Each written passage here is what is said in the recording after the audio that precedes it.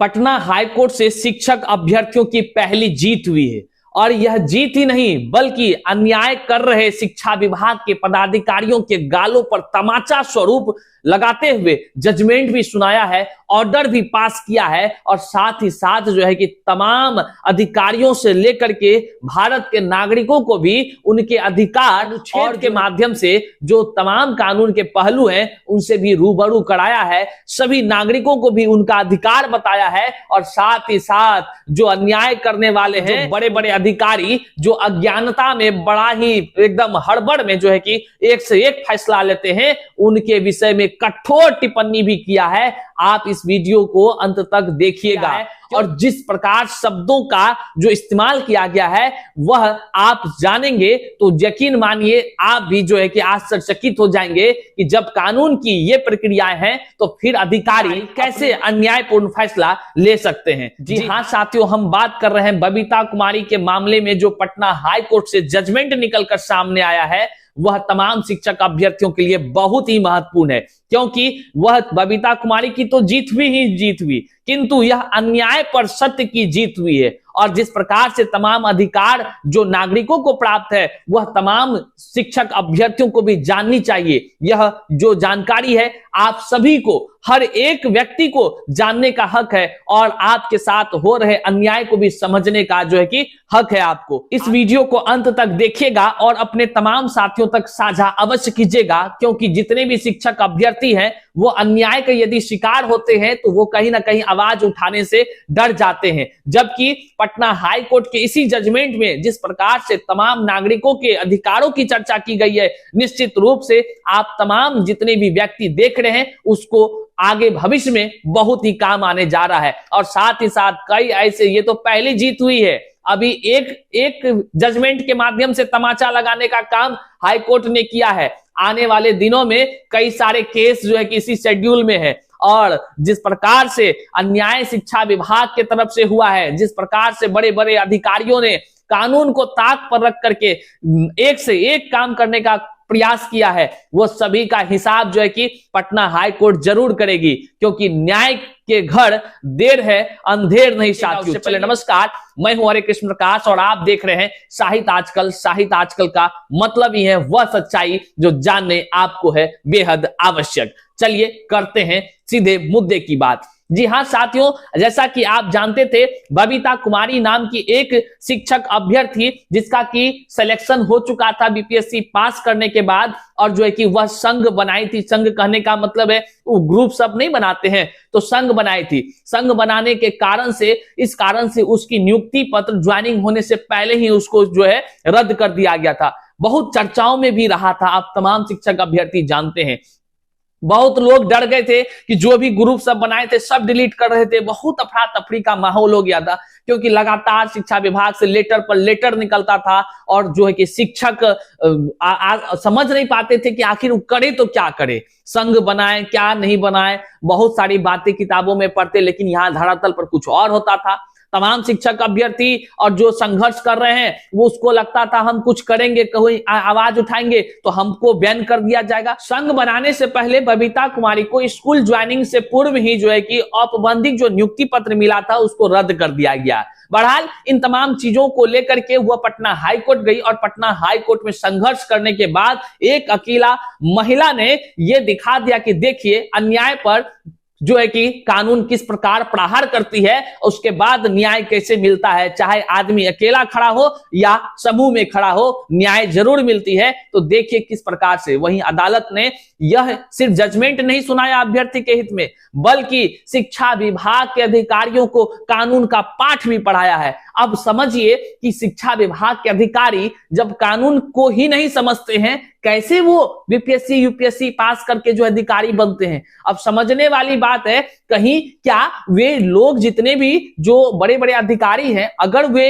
अपने मनमर्जी से फरमान करके लेटर निकालते हैं, मनमाना लेटर निकालते हैं, तो क्या सवाल उठता है कि वे लोग पढ़े लिखे नहीं है? क्या वे लोग कानून को नहीं समझते हैं? जब वो मौलिक अधिकार को नहीं समझते हैं तो फिर सवाल उठता है कि वे अधिकारी अधिकारी कैसे बन गए, वे अधिकारी कैसे बन गए, ये सवाल तब खड़ी होती है जब जो है कि जजमेंट में ये बातें लिखी हुई है। ये बातें जो हम आपको अब दिखा रहे हैं, आप जरा सा यहां ध्यान दीजिए। जब आप देखेंगे किस प्रकार से बबीता कुमारी केस के मामले में पटना हाई कोर्ट ने जजमेंट देते हुए क्या कुछ कहा है, हम आपको बताते हैं कि सबसे पहले वह पॉइंट्स जो शिक्षा विभाग के अधिकारियों के बुद्धि पर सवाल उठाते हुए उन्होंने कहा है कि आप जिस प्रकार से फरमान जारी करते हैं वह कितना न्याय है। इस पर हाई कोर्ट का क्या जजमेंट है आप यहां स्क्रीन पर देखेंगे। जब आप पॉइंट 17 को देखेंगे तो 17 में कहा गया है कि सरकारी कर्मचारी बनने से पहले एसोसिएशन सरकारी अधिकारियों पर दबाव डालने का आदेश ही नहीं है,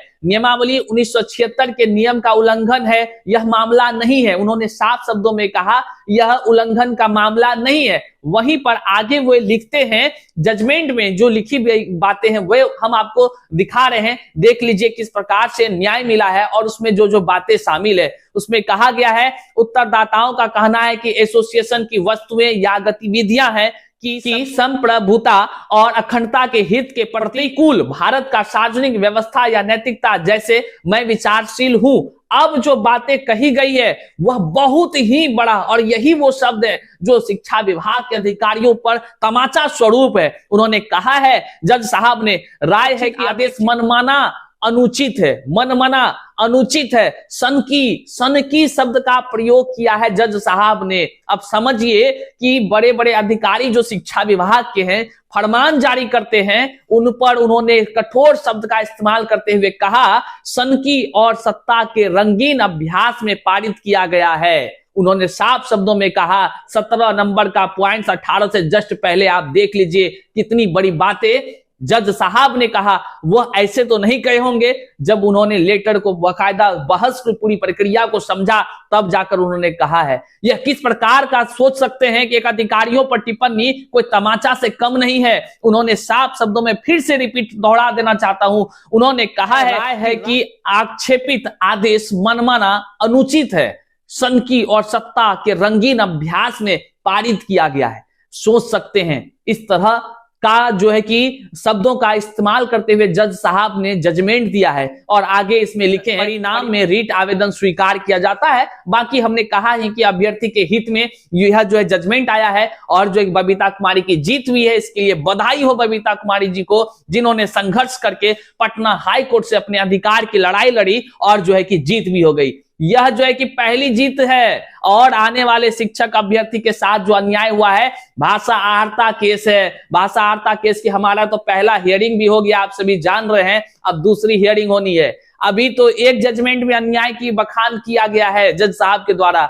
आने वाले दिनों में ऐसे ऐसे कई सारे केस है। कंप्यूटर साइंस वाला भी केस का मामला चला गया, एडमिट हो गया है। भाषा आहर्ता तो है ही, एक और भाषा आहर्ता का कल भी एडमिट हुआ है केस। तो ऐसे बहुत सारे जजमेंट आना अभी बाकी है। अभी जितना प्रकार से अन्याय हुआ है उस सब का एक एक हिसाब भी होना बाकी है। तो जो लोग कहते थे कुछ नहीं होगा, कुछ नहीं होगा, तो देख लीजिए ना, एक अकेला अन्याय के खिलाफ संघर्ष करती हुई ये महिला ये साबित कर दी कि देखिए अन्यायकर्ता अन्याय कर गुजरते हैं, लेकिन समय और वक्त जब पलटती है ना तो अन्याय के घर देर है अंधेर नहीं, और एक एक का हिसाब भी होता है। अब कैसा मुंह हो गया होगा वैसे अधिकारी का, जो उनको जो है कि मतलब कि उसका रद्द किए थे, ज्वाइनिंग लेटर रद्द किए थे, अब उसका कैसा मुंह होगा जब वो ज्वाइनिंग कराएंगे फिर से, सोच सकते हैं। और साथ ही साथ अब तमाम शिक्षक अभ्यर्थी के लिए भी जो है कि कोर्ट ने एक संदेश छोड़ते हुए जजमेंट में लिखा है,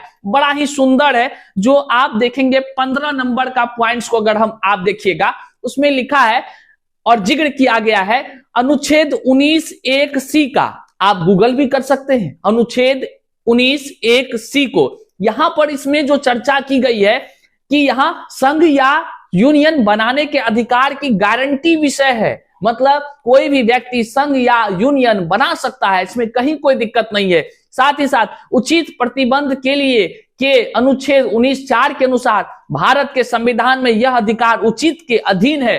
सार्वजनिक व्यवस्था या नैतिकता के हित में प्रतिबंध या भारत की संप्रभुता और अखंडता, ये तमाम मौलिक अधिकारों का भी पाठ पढ़ाया है और सभी को यह अवगत कराया है कि आपके अंदर क्या क्या अधिकार है, आप क्या क्या कर सकते हैं। वहीं आप जजमेंट में 14 नंबर के पॉइंट्स को देखेंगे, इसमें भी अनुच्छेद 19(1)(c) के तहत उन्होंने कहा है, यह स्थापित कानून है जो मौलिक अधिकारों का प्रयोग अधिकार की तरह करता है। संघ या यूनियन बनाना, भाषण और अभिव्यक्ति का अधिकार, शांतिपूर्वक और बिना हथियार के इकट्ठा होने का अधिकार, स्थानांतरित करने का अधिकार, भारत के पूरे क्षेत्र में स्वतंत्र रूप से भ्रमण करने का अधिकार, किसी भी अभ्यास का अधिकार, पेशा या कोई व्यवसाय, व्यापार या व्यवसाय चलाना के विवेकाधीन नियंत्रण के अधीन नहीं बनाया जा सकता है। कहने का मतलब साफ है कि जो मौलिक अधिकार है उसके साथ समझौता नहीं की जा सकती है। वहीं पर तमाम जितने भी शिक्षक अभ्यर्थी हैं, अगर वह अपने हक के लिए संघर्ष करते हैं,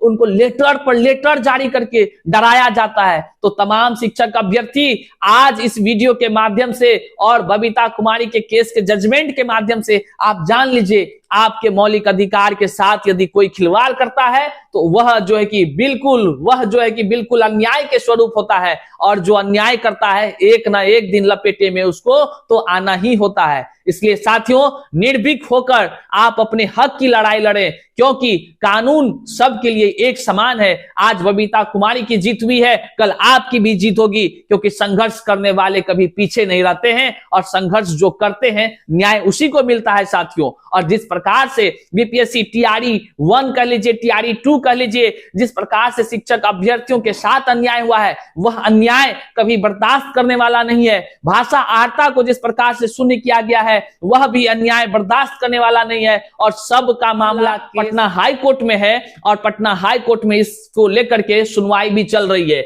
एक दिन आप याद रखेंगे, बहुत बड़ा बदलाव होगा।